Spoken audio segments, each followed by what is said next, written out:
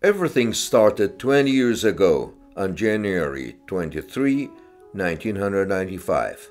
Famous author Yaşar Kemal, whom we lost this year, was invited to State Security Court because of an article in which he criticized the state's behavior on Kurds. The civil disobedience action, which started there at the backyard of the court, kept the soul of Voltaire's words that were spent over 250 years ago. I disagree your ideas, but I'm ready to defend your right to express them freely. And they really did. No matter what the excuse was, regardless of origin, Kurdish or Armenian, Greek or Laz, Catholic or Orthodox or Islam, Sunni or Alawi, male or female, or LGBTI, whether oral or written, with music or theater, posters, cartoons, in any belief of political view, anybody who had any trouble because of expressing their ideas in a peaceful way were supported by republishing their ideas and committing their so-called crime.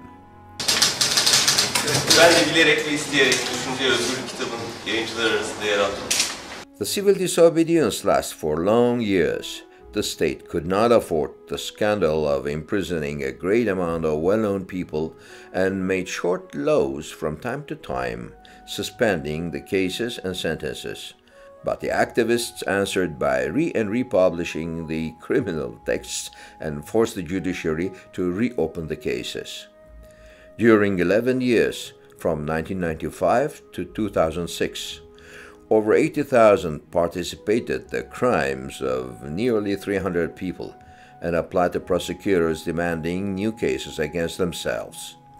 Among the supported, one person's crime has been republished 5 times.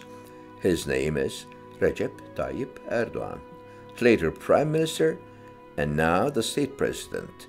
And he is the one who opens cases against any criticism against journalists, humorists, cartoonists. Professor Noam Chomsky came to Istanbul and applied to the prosecutor with the same demand when he heard that the publisher of one of his books was tried. The shortest case lasted only 15 minutes and ended with acquittal, but in the neighboring halls of the court, other writers and publishers were tried with similar accusations and sentenced.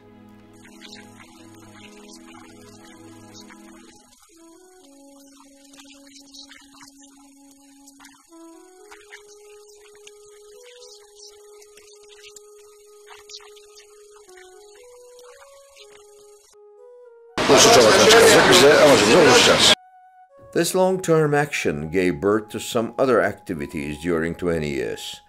A legislative scan over 3,000 pages.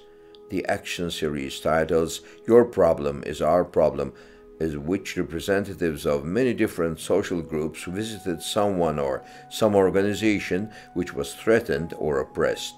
The activity titled We Want to Know, which aimed to inform people about the new law to access information and encourage them to use their right.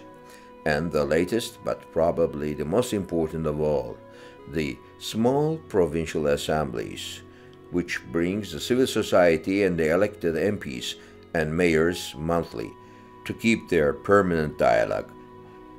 SPs are active in 22 provinces since 2008. Türkiye Küçük Millet Meclisi çatısı altında Türkiye çapında bir örgütlenme var. Ben bunu önemsiyorum. And the last link of this chain, Museum of Crimes of Thought. Outside humor, inside black humor. It's a unique fictive museum in the world, but we hope that others in other countries will follow and establish a chain of museums linked to each other. Take a visit, please, if you haven't already done it. museum-tr.net